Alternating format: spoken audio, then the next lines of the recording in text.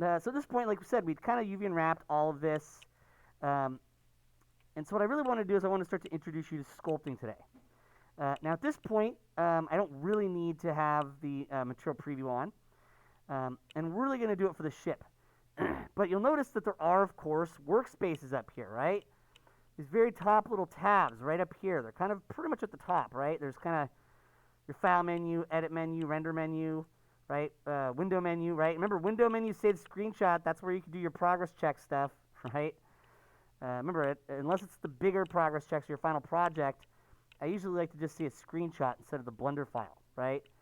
It's just a lot easier when I'm just trying to give you a little bit of points just for making some progress to do it that way than to have to load everything into Blender. It just takes a lot longer to do that. So so remember, but if you keep going, there's the layout workspace, there's the modeling workspace, there's the UV editing one, texture paint, but there is one called sculpting, right? So I'm going to click on that sculpting workspace, and you'll notice what it does is it actually sends me to a new workspace, right? You'll see there's a different kind of tool set on the side here. It's all your sculpting tools. You'll see that you have a lot of tools that like your brushes, right? Sculpting and painting, texture painting are actually not identical, but they're kind of cousins. They do actually use a lot of the same tools and features in the same way. It's just that with sculpting, you're actually changing geometry, whereas with painting, it's generally painting color or glow or shininess. Although bump maps technically make something look detailed. Yeah, so you'll see that some of this, like right here, looks familiar from the texturing stuff we did on our last project. And these basically work the same way. But we do have a bunch of different brushes over here. You also notice it does kind of send us into our regular kind of shaded view, but it does use a matte cap shader, right? So you can easily go up to kind of where your spheres are at, right? Kind of up here in the top right corner of the viewport, right? Not that whole thing, right, because there is this, but there is kind of that section right there where my cursor's at. You can kind of see it here. Remember, you can click on that little V, and there's your matte cap. And if I click on this, remember, you can change it, right? If you want this to be more shiny, you want it to be more clay-like. You know, there's like lots of cool little material shaders you could do if you want to.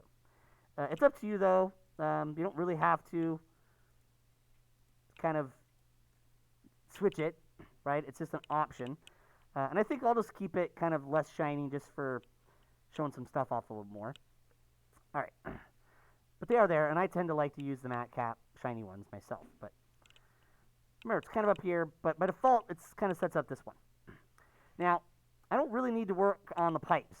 I'm not really going to do stuff for the pipes for sculpting. We're really just going to do sculpting on the main body. So I'm going to go 4 for object mode, of course, right? 4 for object mode. And I'll click on the ship body. Now, of course, I could turn the visibility off right up here by just clicking on the eyeball for pipes. Believe it or not, though, there is an isolate select shortcut in Blender. Shift-I, right? It's a toggle. So Shift-I will kind of isolate visibility, what you're seeing, or not. So Shift-I will turn this off and on. Up to you. You could use that. You don't have to use that, but it's Shift-I. But you can always just go turn the eyeball off for pipes. All right, so now I've got my ship by itself, and what I want to do is I want to add a modifier, right? So we go back over to our blue wrench, right? Like so, we're going to see. I'm going to start doing some review lecture on this next week. We'll definitely see some more tools with this. So we're going to get a couple of videos with sculpting and definitely some review lecture for it. We go to the blue wrench, right? Because that blue wrench over on the kind of little buttons here in our property editor is where our modifiers are at. So I'm going to click on the Add Modifier menu to bring out the options. And of course, we know this is where mirror's at.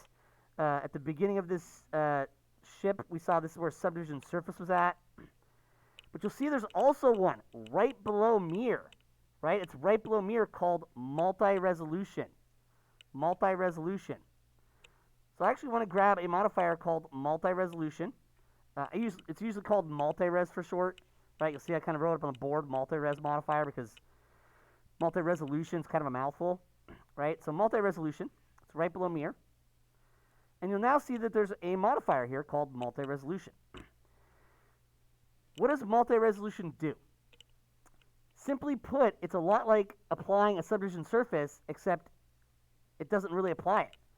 It gives you the ability to subdivide your mesh more, to add more geometry while still being able to work at all the different resolutions, right? It'll still give you access to working and shaping at 0. If you want to get rid of it, it'll get rid of all the sculpting detail, and you'll just see your straight original mesh. So it's kind of a way to do a bunch of detailing and sculpting on a much higher resolution mesh while still being able to get rid of it if you want to be able to go up and down the multiple resolutions that will be available to you. So this is generally the way sculpting is done in a lot of software.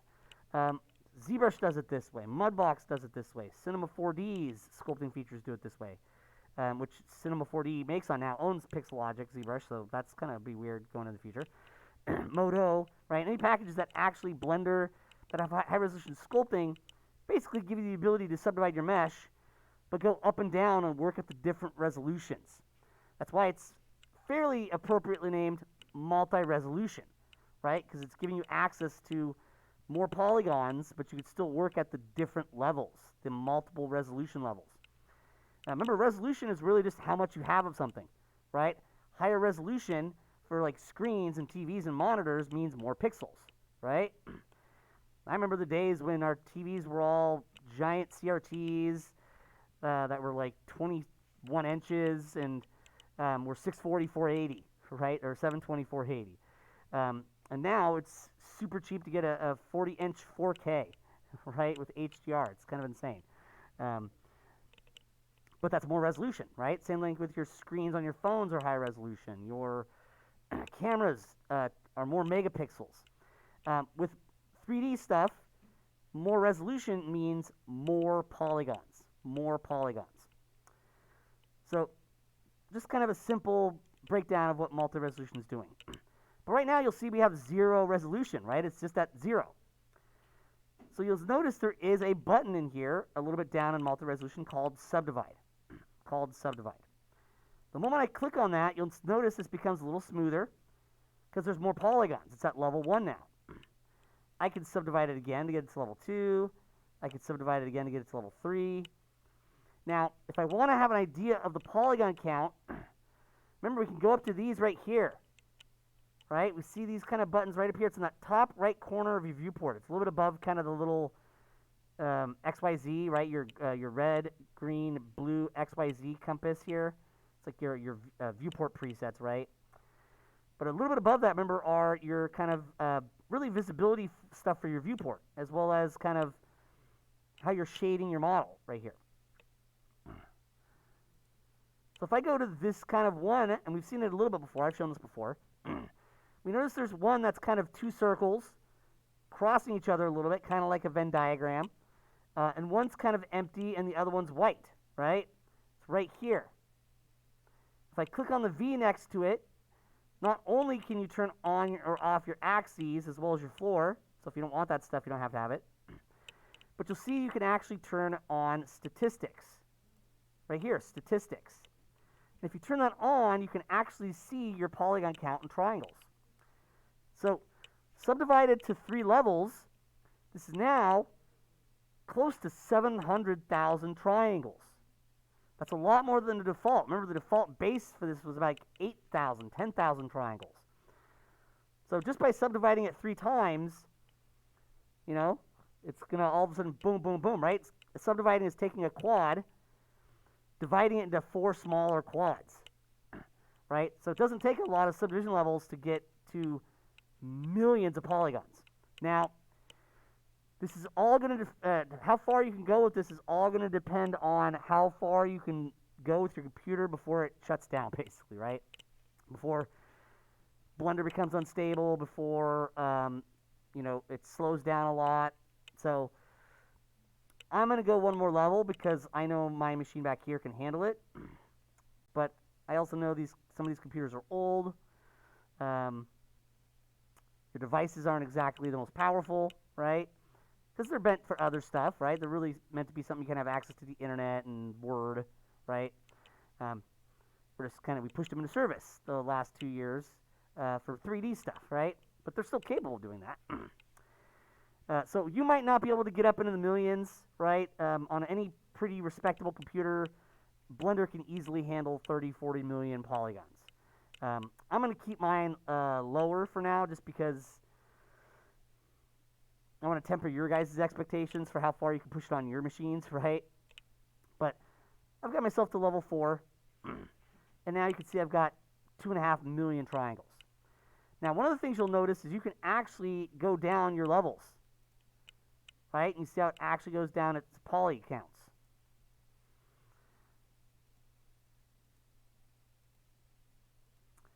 Although you won't see it as much because the level viewport's still set to 4 and I'm not in sculpt mode.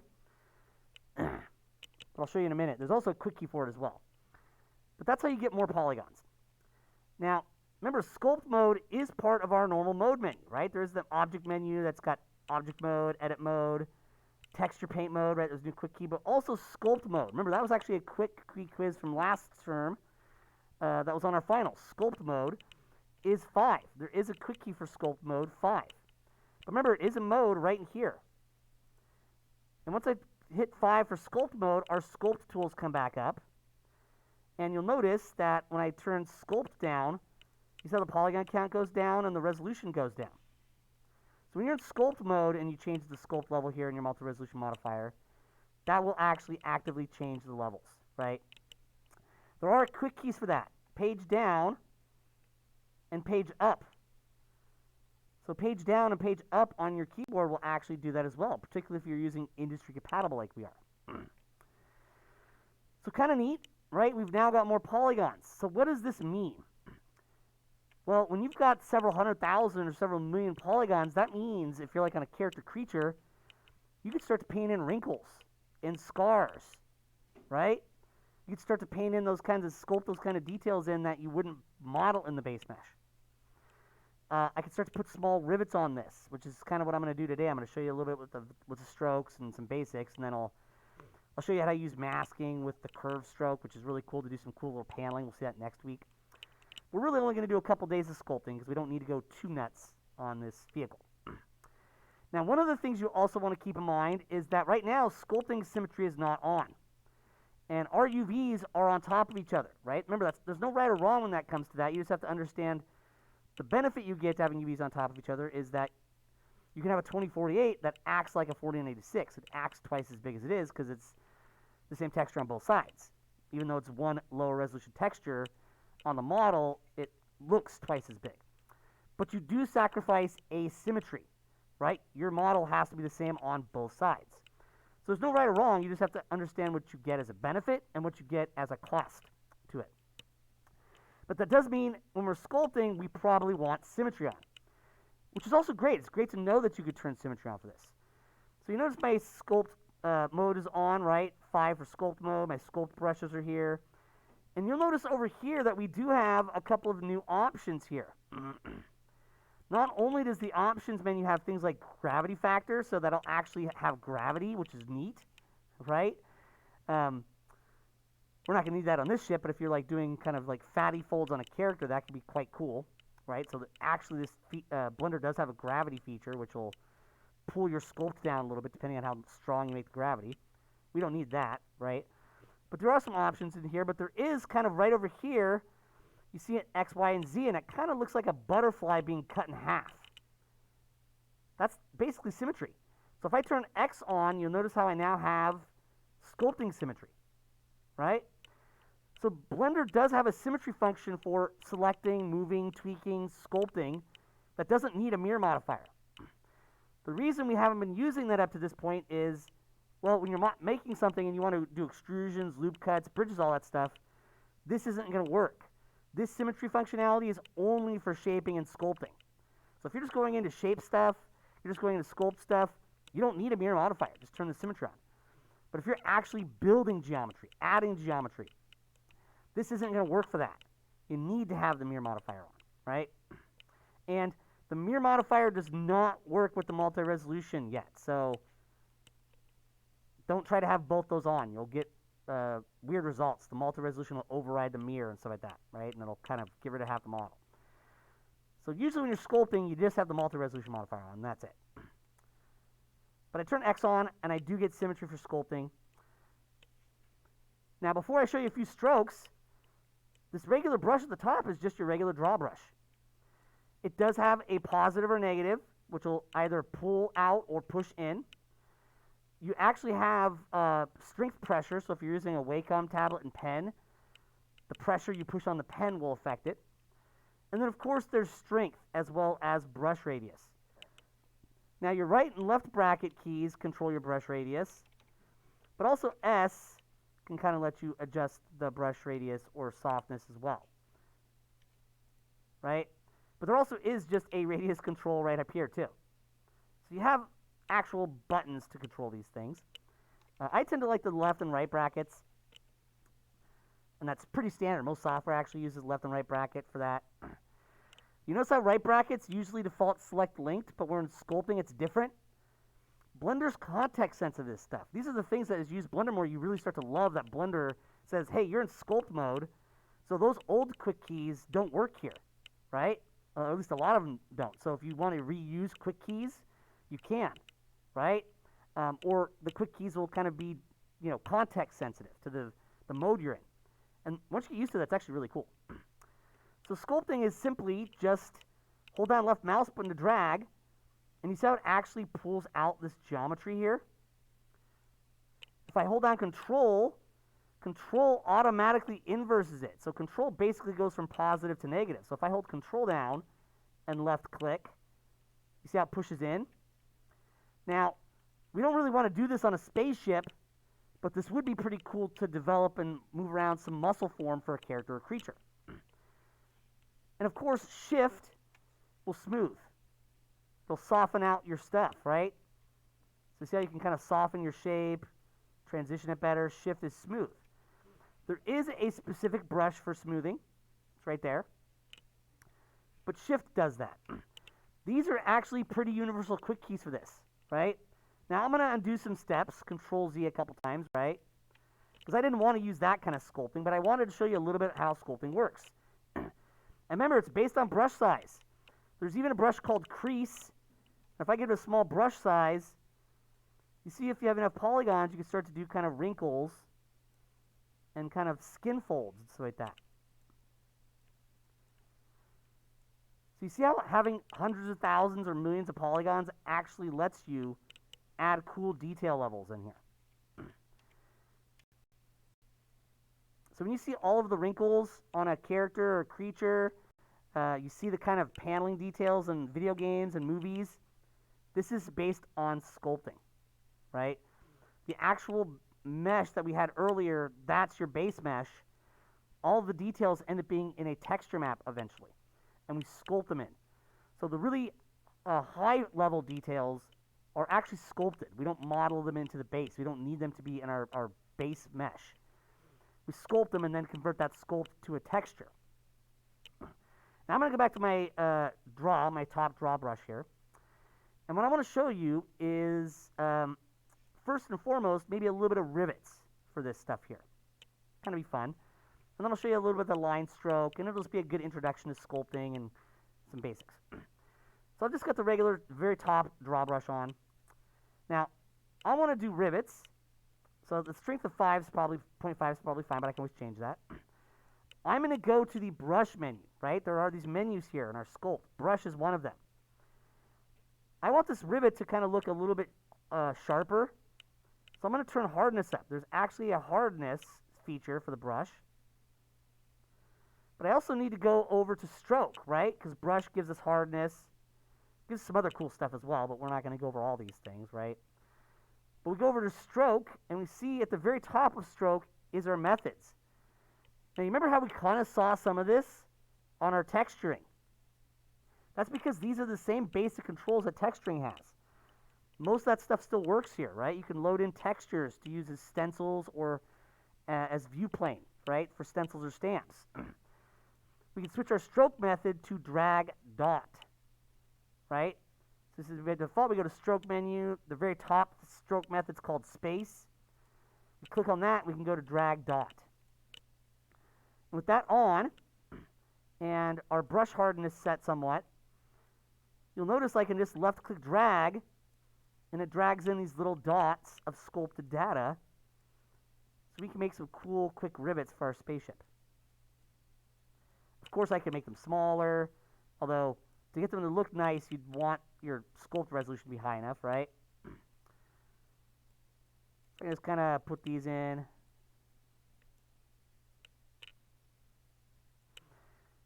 And that's how sculpting works, right? I'm going to do a little more here. All right. So rivets, quite easy to do, right? I'm going to leave them big here just because it'll be kind of neat to show off for this feature for you guys. You see how symmetry's on, right? X for symmetry. You will notice, though, that we could turn on all of our symmetries at the same time. Usually you don't need to do that, though. Usually one symmetry is fine for most of what you're going to do, but it is cool because you might sometimes need more than one, right? There's even radial symmetry functions, which, if your object's aligned to the world, can be cool, right? If it's not and it's at a weird angle, it doesn't really work.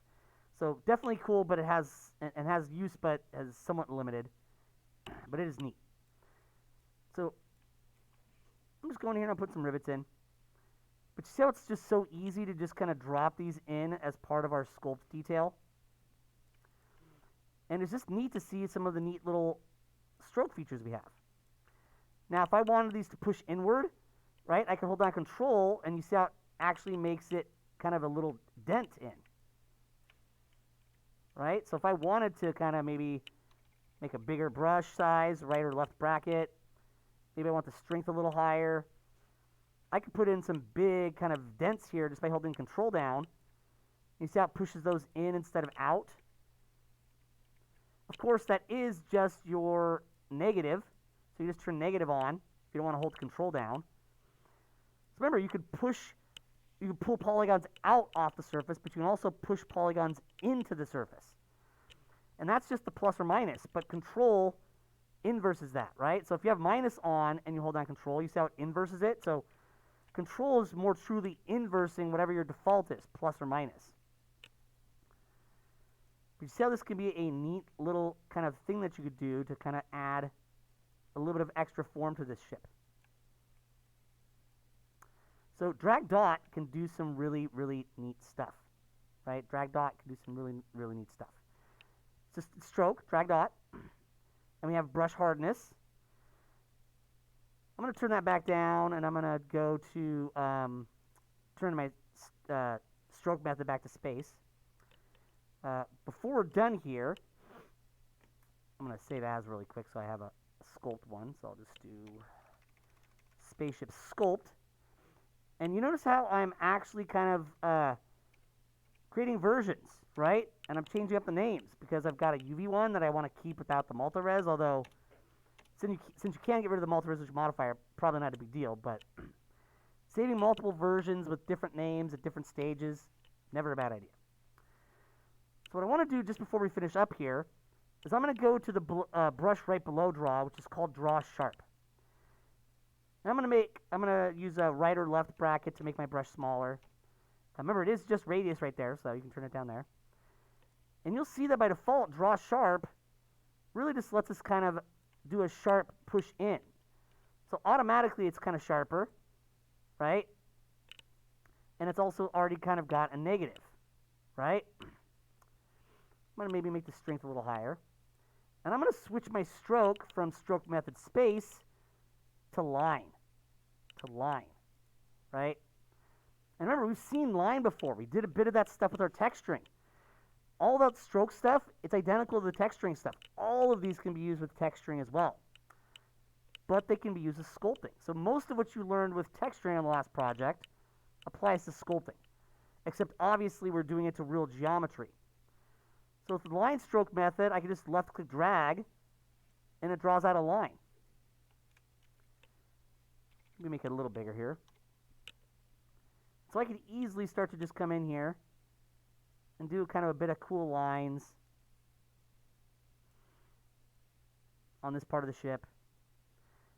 And of course, it could be more detailed if you have more polygons, but you also have to keep in mind what your computer can handle. But you can see right from the get-go, we're actually doing this really to the geometry. See how it's actually changing the surface itself?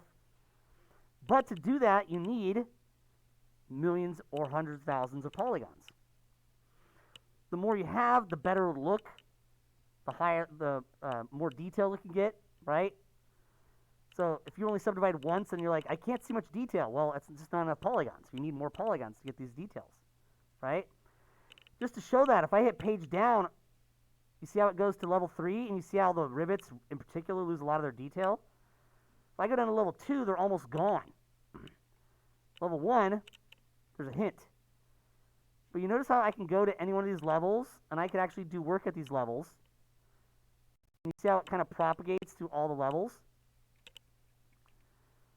That's why we call it multi-resolution, because we can actually edit and do work at any one of these resolution levels, and they will either try to propagate downward as much as they can, or that forming and detailing will be added on the higher levels too. And this just gives us some kind of neat starting point to get some kind of cool detail on this ship that makes it look a bit more interesting than just our base model. All right, I think that is going to be a great place to stop for today on this and give you your first sculpting video.